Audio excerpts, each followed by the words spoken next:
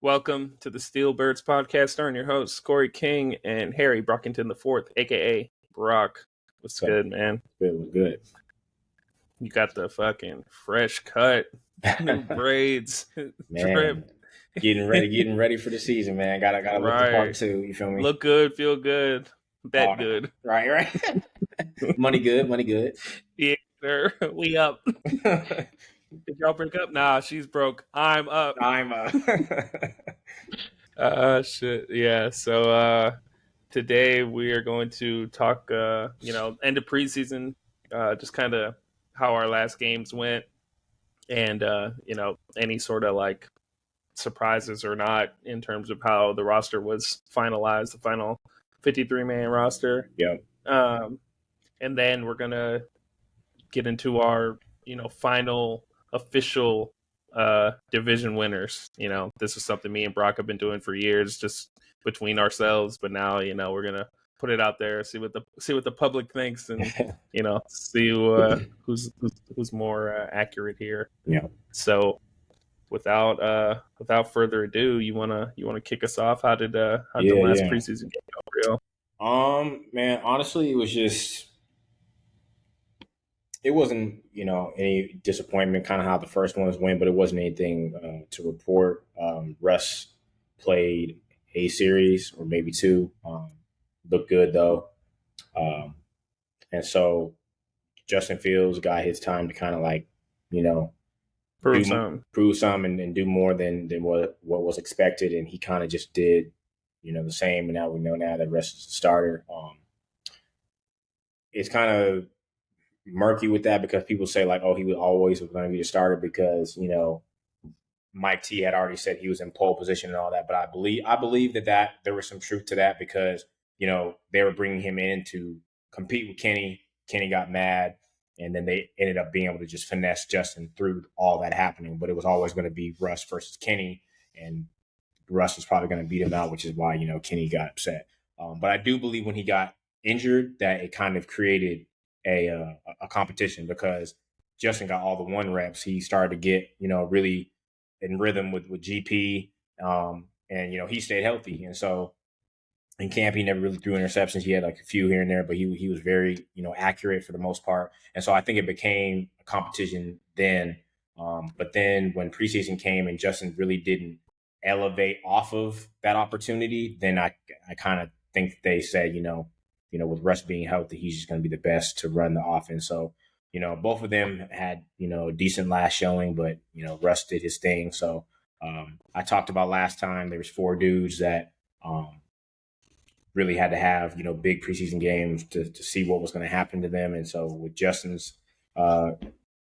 situation, he cemented himself as QB2 with that because he didn't really do anything noteworthy. Beanie Bishop, he ended up carving out a role for himself. He made the 53-man roster. Really, really excited for him. Anytime an undrafted free agent makes a squad is huge. That's, you're changing the dynamic of your family around. And, obviously it's not easy making a roster in the NFL. So, and he's going to get a chance to actually, be on the field. It's not just going to be, he's backing up anybody. Cam Sutton is going to be suspended 8 games, so he's going to be the guy. And if he ends up, being locked down, it's going to be kind of hard for Cam to get back into that slot. They kind of moved him to safety as well, and so maybe he goes there to help out with the depth with Minka and Deshaun Elliott if Beanie's able to continue to play well. So really good for him. And then 2 outside linebackers / edge rushers I spoke about, Jeremiah Moon and Kyron Johnson. I had talked about how, they both were kind of doing well, and one of them was either going to make it, but it actually turned out that both of them didn't make the squad at all. And we're going to go with just TJ and Alex Highsmith, obviously, with Nick Herbig. But DeMarvin Leal actually ended up bouncing back after a down year last year. 3rd year out of Texas A&M. He's going to be both a D tackle rotation with an edge. So he's going to be kind of the 4th edge when needed. And so that kind of bumped those 2 guys out. Hate to see it. Unfortunately, Jeremiah Moon did get injured right before the preseason game, so he wasn't even able to play. So I think that hurt him. I don't know if it would have helped him to stay onto the squad by playing, but obviously, not being available automatically, puts you out of the running. And then Kyron Johnson was said to kind of have the same type of body type as Nick Herbig. They're smaller edge rushers. They're 6'2", but they use their speed more than like a bull rush. And so we already kind of had that in Nick Herbig. And so they kind of felt like we didn't need another guy that was like that, which kind of makes sense. So other than that, the defense played well. We ended up still losing the game at the end, but the offense, started out hot, 14-0 start. And then, the defense, while the starters were in, played well again for a third straight game. So that was very encouraging to see that, the defense at least played consistent throughout the 3 games. And then, when they went out was kind of when they kind of made a little run. So depth is really looking like what the weak spot is going to be outside the offensive line. The offensive line, everyone's freaking out about, but they're just injured. It's not like they're just terrible. It's not like we had all 5 guys who are going to start and they all have just not performed well. We just have had injuries. So I'm going to kind of put that into a different category. But as far as a weak point for the team, I'd probably say the depth all around, whenever threes and on we're in on the offensive side or the defensive side, there's just nothing going on. So that kind of tells you where we're going to be at for that. But man, overall, I'm still excited for the season. I'm really hoping that we get healthy offensive line wise, because I feel like, even though everyone's freaking out about us not being able to, get Brandon Ayuk and the wide receiver room not being strong, I think we still have the pieces to, be good at what we're going to be good at, which is running the ball, which is making sure the defense is locking down so that we're kind of not playing the long game where we're just basically we're making sure we run the ball, but we're going to lock down their offense. And so it's not going to be a lot of points scored, that kind of Steeler football. It's not what I would like to see, because I would like to see a lot of scoring, obviously, but that's what it's looking like for us. And so, we'll see what happens come next week with Troy Fautanu's his prognosis coming out to see if he's going to actually be able to play. He said he feels good, but he hasn't been told yet if he actually is going to start. So looking at that, we just unfortunately lost. His what? What did he? His knee. He hurt? He messed up his knee, and he's been wearing a brace. But he was going through pass sets at practice. So when he was interviewed, he said that he personally feels good, but obviously missing the time that he did. He hasn't been told if he's going to start or not. So waiting on that. But it's good to see that he's actually back and that he's healthy. So it's just going to be like a matter of time with that. But unfortunately, we lost Isaac Samalu. He fortunately didn't tear his pectoral, but he strained it. So if he tore it, he was going to be out for the whole season, like TJ was a couple seasons ago. But since it was a strain, they're saying like 4 to 5 weeks. So that leaves him coming back probably end of September, first week of October. So luckily, our schedule is kind of easy towards the beginning, but he's the best interior guard. So now it leaves us with Spencer Anderson or the rookie that we just drafted out of South Dakota State, Mason McCormick. Either one of those guys are going to have to slide into that spot for those 4 to 5 weeks, and hopefully we can get it going from there. So really, it's just going to be about health for us, honestly. Yeah, for sure. Isaac Seumalo, former Eagle. Shout out to him. Hope he comes back. Heard a lot about him from Corey, and then we just ended up getting him in free agency. So I was already happy about that. But it's unfortunate, injuries happen. Yeah, good lad. He's a good lad. For the Eagles, it was it's kind of similar in some aspects to what you were saying. Like the starters didn't really play, but once the 2s and 3s got in defensively, especially, they kind of got cooked. Tyler Hall on the Vikings was looking pretty good. Throwing the ball kind of at will out there, which wasn't great to see, especially because the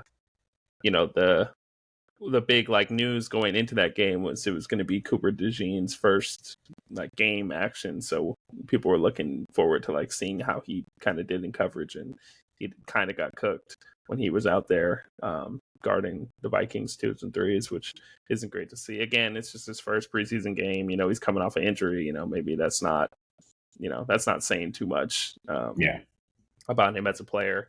And at the same time, he didn't look great in coverage, but he was fucking flying up to make plays in the run game and tackling dudes in the backfield. And, he wants to hit people, which what you like to see. You just sometimes effort, goes a long way, and that Of course. effort and speed was lacking in our defense last year, and Cooper DeJean has both of that. So, I'm still very high on him. I'm not going to let one preseason game determine, how I view him as a prospect or as a player. I think he'll come along in this defense, and eventually will be like playing in the slot or safety wherever he ends up. But at the same time, like he his I was just looking at like PFF grades here, and he had a 51.5 defensive grade, and Zach McPherson, another corner on the Eagles, he had a 51.7, so like a little bit higher for his preseason, and he got cut. So it's just like, damn, not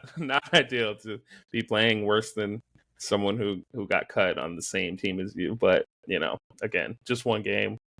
But yeah, overall, it was just kind of another bad offensive showing for the Eagles in terms of just kind of moving the ball, scoring. They only scored 3 points. Tanner McKee had 115 yards passing.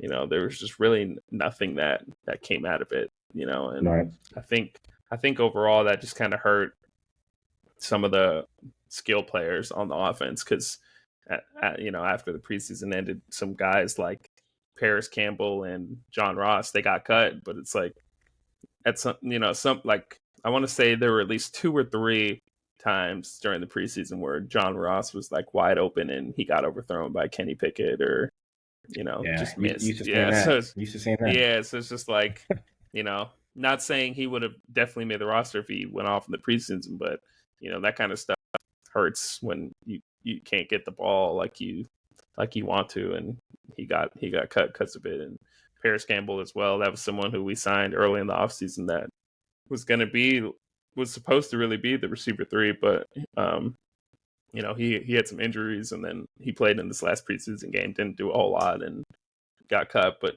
we signed him to our practice squad, so he'll be around and kind of still has a chance, maybe get elevated, right, depending on injuries or whatever happens there. And then regarding the guys that I talked about last week, Matt Hennessy is another one. He was just injured, so he got released. Just kind of didn't really get a shot. Tyler Steen got injured as well a few weeks ago, but he still made the team. And then James Bradbury on the defensive side, he made the team surprisingly. And then just this week, I want to say like 2 or 3 days ago, he got hurt in practice, and now he's going to be out 6 to 8 weeks. So it's just like he shouldn't have, respectfully, he shouldn't have even been out there practicing. He should have been at home cut, but he practiced and got hurt, so now he's injured. We're going to need, or that's a hit to our secondary depth. So we gotta address that, because a week from today we're going to be playing the Packers in Brazil. So everything needs to be figured out, finalized, in terms of that secondary, because that's going to be a big concern, trying to stop this Packers passing attack. Right. But yeah, I mean, overall the preseason went well. I think about the way I thought it would. Wish I could have saw more of the Eagles offensive starters in like actual game action, but I guess they don't need to play, according to our head coach. And hopefully there's no rust when things are live next week and it matters. So yeah, that's basically it for that.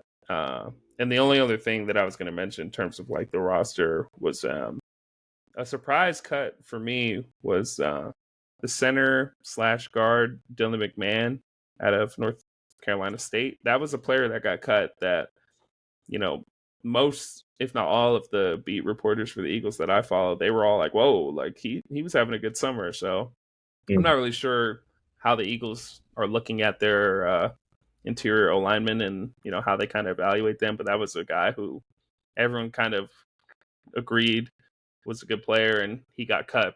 Again, we brought him back on our practice squad, but it's just like, oh man, like I wonder what the thought process was there for someone who was doing well versus James Bradbury, who obviously doesn't have it anymore, should have been cut. Everyone agrees, and the Eagles like, nah, we're gonna keep him because we're paying him X amounts. Like, Yeah.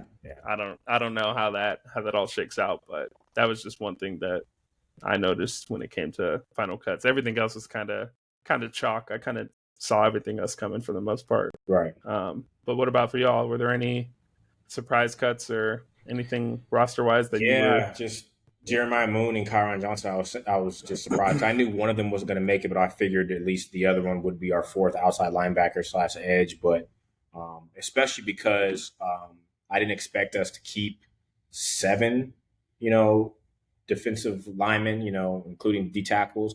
And I knew this was a year that DeMarvin Leal needed to bounce back because his rookie year, he was looking really good, and then he just had a really down year last year. And so in the third year, it's like, you're a third round pick. You're probably going to get cut if you're not going to, we're going to need somebody to come in while Cam, has a breather. He's 35 years old. Keanu Benton has already solidified himself. It's probably the second coming of him. He's, done amazing for us. So he already kind of has carved out his role as a rookie from last year. And so DeMarvin's kind of on the outside looking in, but he had a really solid camp. In preseason, he was like really violent. Like after plays, he was like always like talking. And Mike Tomlin doesn't really like when you get into it, but like he was really like liking the fact that he was like being vocal and actually kind of showing that he like woke up, because it kind of felt like he just fell asleep last season.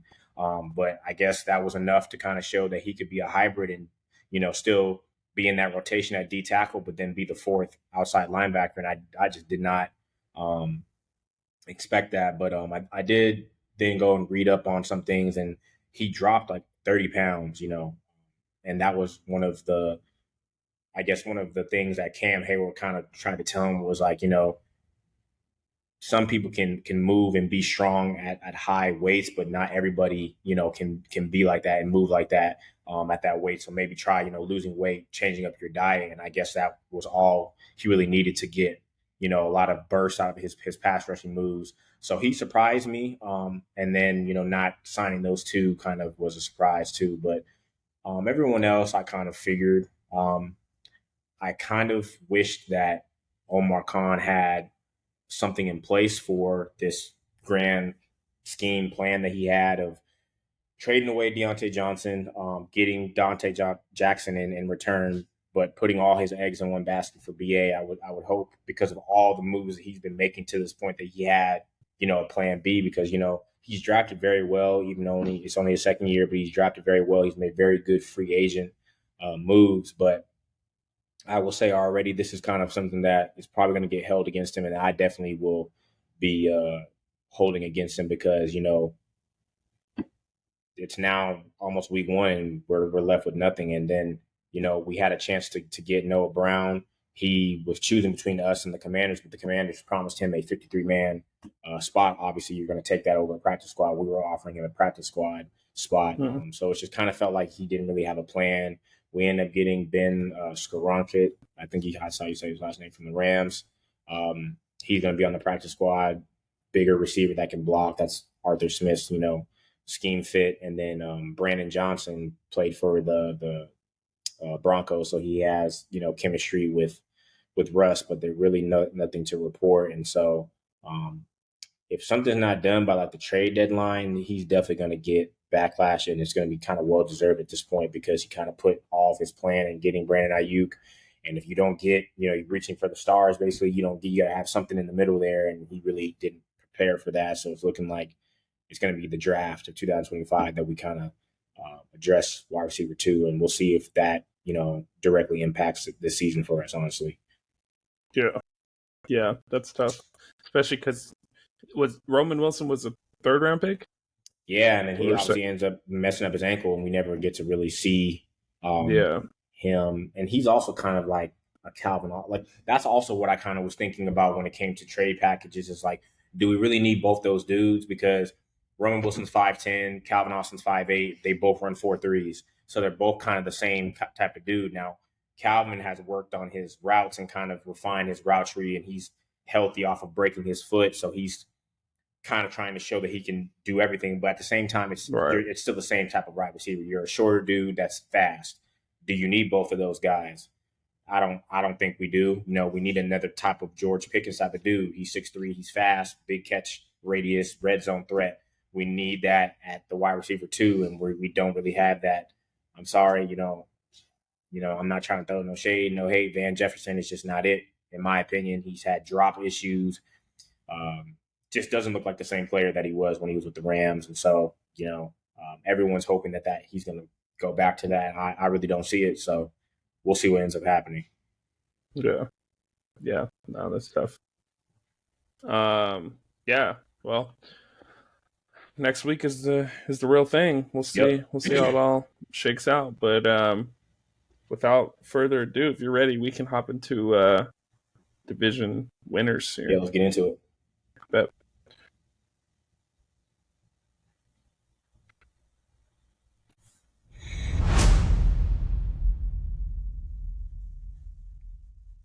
Okay. Yeah, and actually we can do this.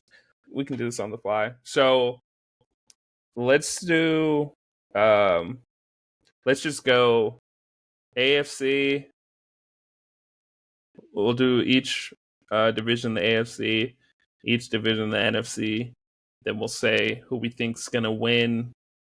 Like who's gonna beat who in the AFC Championship, and then who's gonna win the Super Bowl. And same with the NFC. Does that make sense? Okay, so you want to basically say who we think is going to win each conference. Yeah. And then who's going to win the AFC or NFC Championship for the Super Bowl? Yeah. Okay. Yeah. And then Super Bowl winner as well. If you're ready. Yeah, it's going to be on the fly, so it's better. Yeah. It's better than having time to think about it. So. All right, so let's start with y'all. Let's start with the AFC North. Who you got? AFC North, I'm going to take the Ravens. Just don't think that we have enough right now to really compete to win it. I don't think we're ever going to be last. People have said that for years, but to be the top, it's a lie. With the injuries that we already have, it's not looking good. I think it's going to be between him and the Bengals. The Browns are the Browns. That's always going to be the same thing for me, so I'm not worried about them. But I think Lamar and them will probably take it again.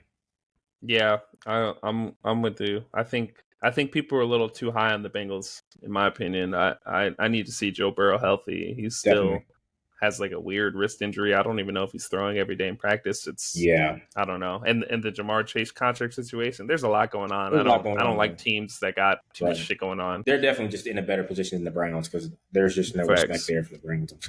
Yeah, they don't deserve it. So we both got the Ravens. What about the AFC East?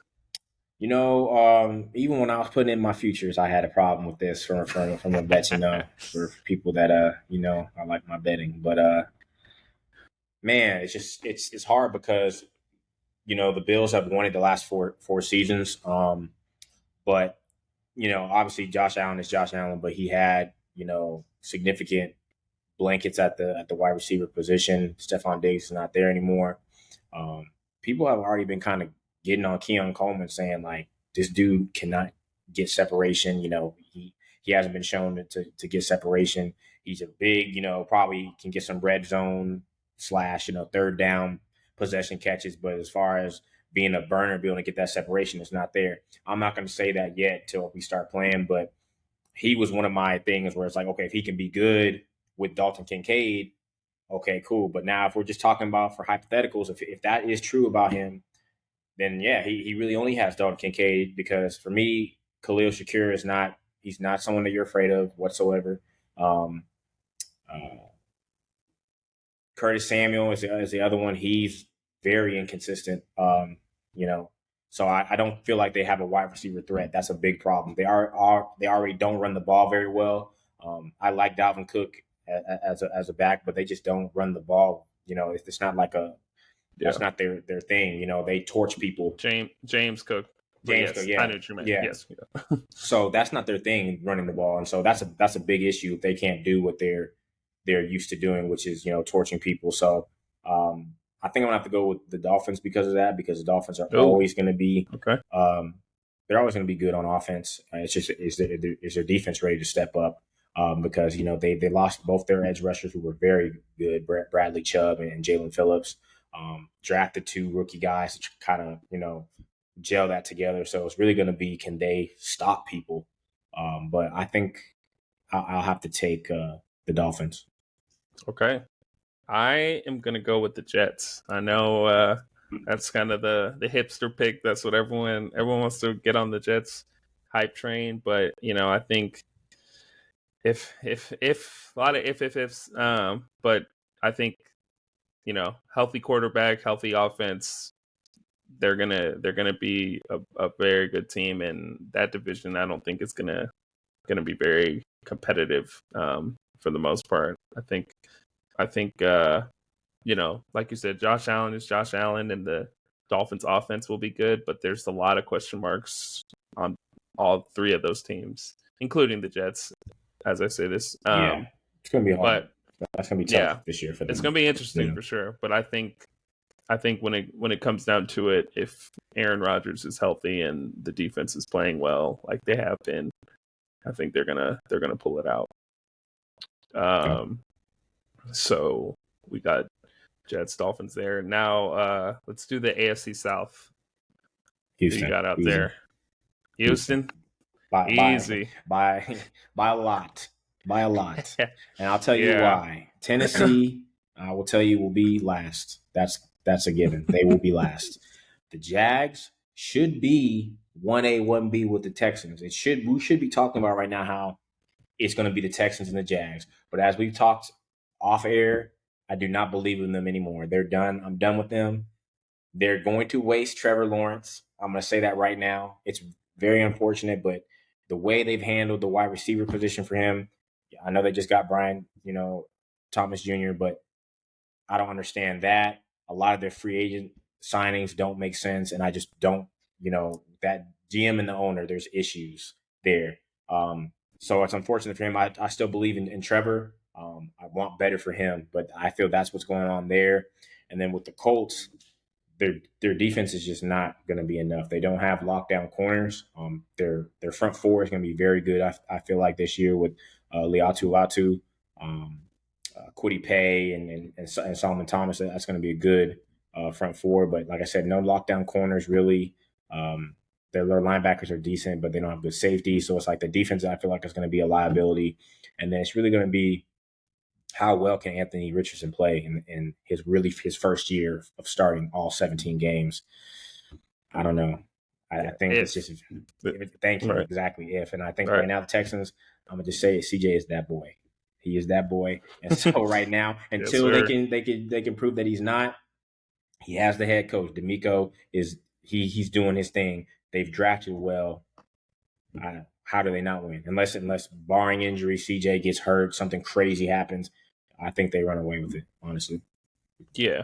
No, I wouldn't be surprised if the Texans are like the number 1 seed in the AFC and, CJ Stroud wins MVP this year. That's the type of season I feel like they're capable of, unless, they're it's them and the Chiefs. That's the competition they're thinking about. They're not even, they shouldn't be, and they're not even worried about the division. So I think that's a wrap. And yeah, like you said, my Jags, I don't, we've talked about them enough, but I think, 10 years from now, it's going to be like Trevor Lawrence is going to be like Matthew Stafford, where it's like, oh man, he was carrying that Jags teams when they were terrible, but once he ended up on X team, that's when he really got to shine. Yep. That's how his career is going to go. But yeah, I'm with you with the Titans and the Colts. So yeah, Texans, that's easy. And lastly, the AFC West. What you got? Patty Mahomes. Same deal. Yeah. Yeah. We both had the Chiefs. If anything, the Chargers might, have them competing in some games, but I don't know about that. Yeah. Hey, the AFC West has kind of turned into what's that in the NFC South with the Falcons and Panthers? Yeah. I feel like they've turned into that, bro, because let me look. Okay, yeah, so the Raiders with that. So look, Broncos. Everyone's so excited about Bo Nix. Cool. We'll see if he's like that. And he's had a great preseason. I'll give him that. We'll see if he's like that in the regular season. But what's around him is so terrible. It's not even funny. Their defense is not going to be. They're not going to be able to stop people on defense. It's Pat Surtain and whoever else is on the team. But if you're talking about the defense, offensively, they have good running backs. I like their running back room. Their wide receiver weapons are nothing to report really. Cortland Sutton is he's who he is. He's not going to get any better. I feel like. I know Marvin Mims is like the burner, but I'm not really sold on that team as a whole.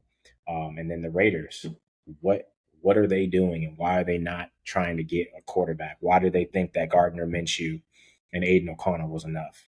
Now, maybe their whole goal was to wait for 2025. That's fine. But if we're talking about right now, defensively, I think Max Crosby is going to hold it down with him and Chris Wilkins. Is it? Christian Wilkins. Christian Wilkins, he's there now. They got them from Miami. I think they'll hold the defense down. Offensively, it's going to be Devontae Adams, who's going to be pissed off all season. So it's like, is he even going to be real Devontae Adams? Okay, and then the Chargers, man, they gave away all their wide receivers. So what are they going to do? Exactly what Jim did at Michigan. They're just going to run the ball. So everyone's just going to load the box on them, and they're going to force you to throw it to a dude who can't catch the ball. Okay.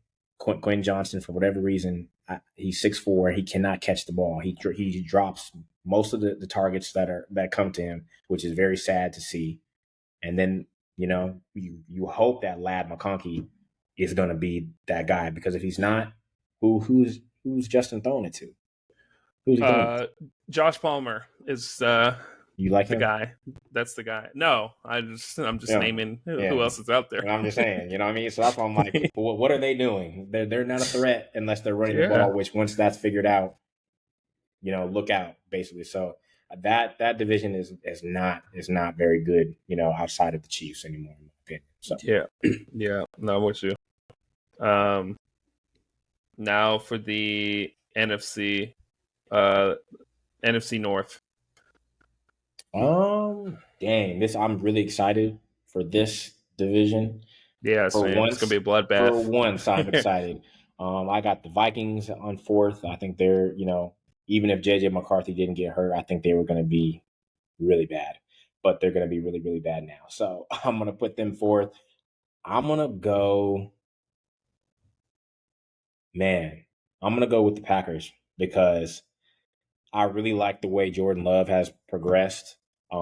He has a young wide receiving core around him, but they're like 4 wide receiver deep. They're amazing wide receiver room. I wish the Steelers had 4 guys that were that reliable. So I really like, offensive of power that they have. Defensively, like you already talked about, the pass rush is crazy. They have lockdown corners. I know the Lions have caught fire. I still believe in them. I think it's going to be 1A, 1B, but I think the Packers edge them out. And the Bears, I feel like the Bears are just going to be better than they ever were, and they're going to just kind of build off this season like how the Lions have. I don't think they're ready to win it yet, just because the Lions and Packers are already good, but I think we see the Bears, they make the playoffs, but I have them third. I'm going to have them third. Yeah. We're in agreement there. I think the Packers are a team that could potentially, win the NFC, if not the whole thing. I think they're due for a big year. I'm sold on Jordan Love and that coach. What's his name? Michael LaFleur. Mike LaFleur, yeah, he's the real deal. Or Matt LaFleur. Yeah, one of them. Yeah, one of them M's. Yeah, one of them LaFleurs. There's all the LaFleurs, Shanahans. It's all the same nepotism, white names. But you see it year after year. They're always, figuring it out as a team, and that's because of good coaching. And now it's going to be a combination of good coaching and good quarterback play, and hopefully a good defense. So I think it can all come together for them. And yeah, I think the Packers are gonna win that. It'll be close, but yeah, I think definitely. I think the Packers win that. Now my division, the NFC East, I'm gonna go ahead and say the Eagles for me. But what are you thinking? Well, just because the Cowboys are always right there, but they're always right there. They're right there for 30 years. It's like, how the hell is that even a thing? How you can be right there for that long? But that's basically what their story has been. But I think we've seen the height of Dak. He's not that he is who he is. He's not going to get any better than what he is right now. Yeah. They got Trayvon Diggs coming back off the ACL. Their running back room is not, they just signed Dalvin Cook, but it's not anything to really report. And CD is going to be CD. He's going to get his, but they don't really have, wide receivers outside of him that are really a threat. So I worry about them as a whole, but I have them second. Gonna have the Giants last. Pathetic. Sorry to say. That's just what they're doing there. Is just really sad to see. Excited for the Commanders. I think Jaden is going to do his thing. Really excited to see him play. And so, yeah, I'm going to have you guys first. So hopefully that's consistent play out of Jalen Hurts and then the gang, and you guys get the thing rolling. But I think it's your guys' to take, honestly. And if anybody surprises, I think it would be the Commanders, honestly. So Yeah. I think, I would agree. I think, if everything goes right and their vets play well, the Commanders could be a team that easily can make some noise, because the NFC is not a great division. So with good QB play, they could take off. Similar to like a Texans last year, if Jaden plays well, because people kind of, as much as I love CJ and how well he did, and the Texans as a whole last year, it wasn't like a lock they were going to win that division. Like, no, it took some fumbling by the Jags, and some luck had to come their way, and they had to beat the Colts on a Saturday towards the end of the season, like December, to really lock up that division. And then when the playoffs came, they did their thing. But I think hopefully, and based on what I've been seeing, what I've been thinking, I think it's a bounce back year for the Eagles, especially offensively. Defensively, it can't get much worse. So I'm hoping it's a step forward, and that should be enough to win the division. I don't know if we're going to win 12, 13 games, but I think 10, 11 is enough to win this division, and I think we can pull that off. So when all four teams are not truly in it, like how there's a lot of division. They say in the AFC North, it's all four. I don't really respect the Browns, but whatever. The point is, when you already have like 2-3 teams that you don't have to really worry about, it makes it that much easier. And so when you have the Commanders having a rookie QB who I think is going to play well, but he's a rookie, and then you already have the Giants who basically falling apart, it's like you're really only worried about the Cowboys. And when you have that, knowing that, it's like it kind of makes it a little easier. You still have to play the game because they say any given Sunday, something can happen type of thing. But like when you know that and it's not like a 4-strong race, type of thing, then that just kind of makes it easier to game plan. So I think you guys, as long as that is happening and you guys stay healthy, that should happen. So facts. Now we got the NFC South. Yeah, man. Nasty division. Not in a good nasty way. Work. Nasty. Everyone has the Falcons winning that division. I have the Bucks because I don't know that Kirk is going to be ready. He ruptured his Achilles after Aaron Rodgers did. They're both old guys, okay? And they happen to be ready at the same time. That doesn't really make sense to me because they already said that injury is, a terrible injury for an athlete having to do what football players do in general. It sucked that Aaron Rodgers had his happen 4 plays into the season, but in retrospect, he had that entire year to get back. I forget the exact date that Kirk tore his, but his was, I want to say at least the middle of the season, at least. So that's what, give or take. October, November. So that's a lot less time to get ready, I feel like. So could be seeing Michael Penix possibly if he isn't healthy the whole season. They had, blanking on his name. Oh, Rondale Moore.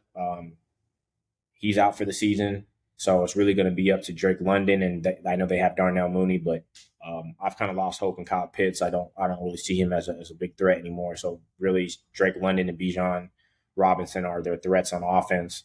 And then defensively, I know they added Matt Judon and Justin Simmons, but their defense really is not scary. I don't know the last time they had a top 10, top 5 defense. Hasn't been anywhere recently. So I know everyone's high on the Falcons because also Raheem Morris is there.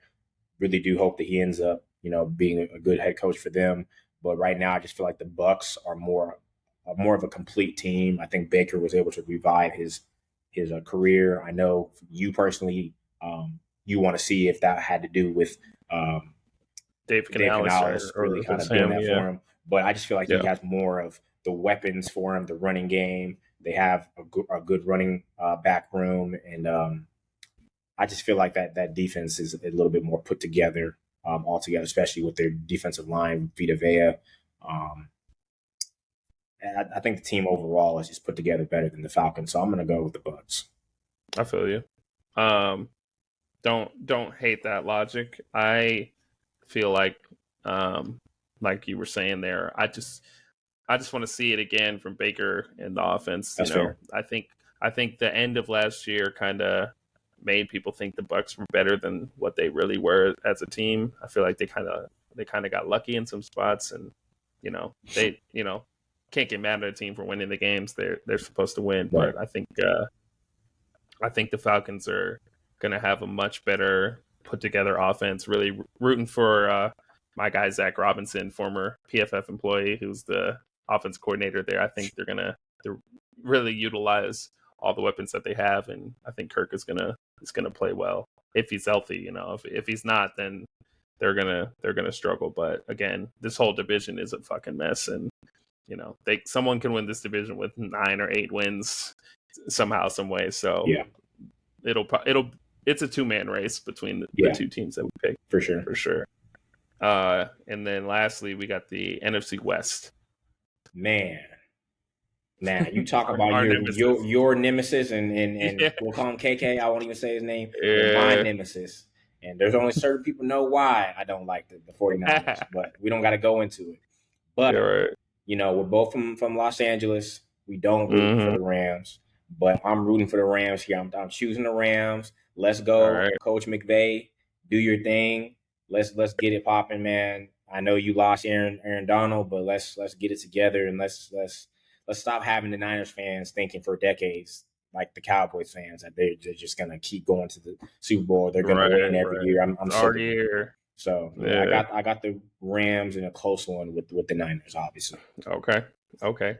I am gonna go with the Seahawks, and the main reason why I think it's gonna be them is because I think as good as of a coach as Pete Carroll was and is, I think Mike McDonald was doing some amazing things in Baltimore, and he was able to get so much out of guys that we thought were cooked, like Jadeveon Clowney and Kyle Van Noy, and these older vets that just kind of were able to produce under his direction, under his defense. I think the Seahawks defense is going to take a major step forward, and I think their offense struggled a lot last year because of their O-line, but I still think Geno is serviceable, and with JSN, DK, and Tyler Lockett as that in that receiver room, I think they're going to have a pretty decent offense. And I also believe that the Niners just have to take a step back at some point. It just seems like at some point they can't just keep getting away with this. So I'm kind of just rooting on their downfall, the combination of the ascendance of Mike McDonald's defense and the Seahawks as a whole, just kind of taking a step forward after kind of a setback last year. So I'm gonna go with the Seahawks there. Now, who do you think is going to play and win the AFC Championship? I'll have the. I think I'll have the Texans and the Chiefs. Yeah, and who do you got winning that one? Man, I have the Chiefs. I'm sorry. I'm not rooting against Mahomes ever, man. Not doing it. So nah, I feel you. Yeah. I have the same teams, but I'm gonna go with the Texans over the Chiefs in the AFC Championship. I think it's gonna be in Houston, probably dramatic. But I think they're gonna find a way. Now for the NFC, who do you got? NFC Championship. Well, I already chose. I chose them, so I have to go Rams. Rams, Packers. Rams, Packers. Yeah, Okay. And who wins that one? Packers. Packers. Yeah. Okay. So you got a Chiefs Packers Super Bowl. Yep, I do. I'm gonna go with the Packers. Do I be a homer? I'm gonna do it. Packers over Eagles in the NFC Championship, and I'm gonna say that the Packers win the Super Bowl over the Texans. Okay. What you got? I got the Chiefs. You would have the Yeah. Chiefs over the Packers. Yeah. Damn. Right on. Yeah. Right on. Let me now that I finished typing all this out on my Twitter here, the tweet is out. It's official. My official predictions. If you search my timeline, you can see. I think I started this in 2019. Every year, sometime in August, I tweeted out the same format here. Make sure it's right. Ravens. I got the Ravens, Jets, Texans, Chiefs, Packers, Eagles, Falcons, Seahawks. AFC Championship, Texans over Chiefs. NFC Championship, Packers over Eagles. Super Bowl champion, Packers. There it is. There it is. All right. Let's hop into grind our gears and wrap this thing up. Let's do it. All right. I'm gonna start it off here because it's that time of year, and I don't know what people were expecting from this podcast, but one thing we will never discuss on this podcast is fantasy football. And that is because Brock doesn't like it, one, but also there's no reason to talk about fantasy football. Everyone talks about fantasy football all the time, and it's annoying, and it kind of ruined the way we see football. We think only certain players are important, all that shit. So what grinds my gears is, and I play fantasy. I'm in 3 leagues every year, if not more, depending on how I feel going into the season. And I like playing fantasy. I like, staying tight with the high school and college homies through it, whatever. But what grinds my gears is talking about your fantasy team. No one gives a fuck about your fantasy team, okay? Like, unless you were talking to people in your league, in your group chat, keep it there. No one outside of that cares about your fantasy team. You don't have to show me on your phone, oh, what do you think of this guy, this, that? No. Don't waste my time. I don't care. I work in sports for a living. I talk about sports every day. I don't give a fuck about your fantasy team. And let's just, keep fantasy talk to the people in your groups on your fantasy little land that you're in. Right. But other than that, you will not hear no fantasy talk from me on this podcast. Outside of those people I talk to about it, that's it. So that's what grinds my gears. Fantasy football as a whole is just kind of annoying, but I enjoy it in doses. But when people talk about it, I fucking can't stand it. So that's mine. That's a good one. You got? Don't care about fantasy football. Never will. Mine's not that big of a deal this week, but it's just something that I noticed. And it's just something that happens on our planet that's annoying and just unfortunate. But like, obviously, when a word or a phrase or fashion, whatever, shoes, dunks, whatever, stuff like that starts coming out, and everyone starts using those terms, those shoes, those, it kind of gets annoying. It's like a song that blows up and it's on the radio. Fortunately, I haven't listened to the radio in a decade, or probably more. Right. But it's that type of thing. And so right now, it's something that all the analysts are saying when it comes to teams talking to a player or teams trying to sign their coach to a new deal or teams trying to get something done. And things remain extremely fluid. If I hear that or see that one more time, like literally, I don't know what I'm gonna do, but it's like, I'm so sick of hearing that, but it's like one person said it and every analyst, every person that's reporting on things remain extremely fluid. Do you even know what that means? I don't understand why that is the term that everybody is wanting to use now, and I'm sick of hearing it. So that's just my thing. It's nothing. It's not a big deal. No, that's a good But take. That's a good take. I'm really getting sick of. I saw when I go on Twitter, every analyst that I follow, every person Yeah. that's things remain extremely fluid. What are you talking about? And can you go to the dictionary or form The anything else? thesaurus. Yeah. Anything in your head that says something else that is the same thing as that, but you don't have to say that, because I'm telling you, and it's something we're probably gonna hear for the next couple years. And it's just like everyone saying he's special. Everyone starts saying that. Only a few people can be special at things. That's what makes the word the Right. word. But Right. everybody's special now. It's just that thing is just like, stop hopping on the train and just there's other words, and just use your brain. It's not that hard. But that's just something that I saw that I was like, man, if I see it again, it's gonna be something. I'm telling you. Yeah, I bet it bothered you because that's what everyone was talking about with the Brandon Ayuk situation. Probably. Every other tweet was, oh, things are extremely fluid. And it's always in that same. It's never things are fluidly extreme or whatever. Yeah, I would love for right. somebody to mess it up once, but it's always extremely fluidly extreme. Like what, bro? Okay, I'm with you. That's a great take. Yeah, that's because you do see that shit all the time, and you're just like, all right. Yeah, it's like the things you talk about with like he's in the best shape of his life. It's literally become that for contract analysts. Talk. Yeah. But yeah, I'm with it. That's it. I'm with you.